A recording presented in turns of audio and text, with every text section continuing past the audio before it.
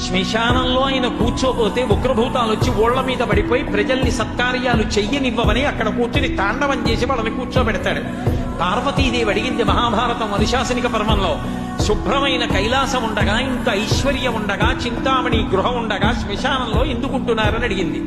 అడిగితే ఆయన చెప్పాడు, పార్వతి బతికున్న నాళ్ళు అన్ని చోట్లకి వెడతారు, ఏమీ తోచట్లేదు, శ్మశానానికి వెళ్ళొద్దామని ఎవరు రారు పార్వతి.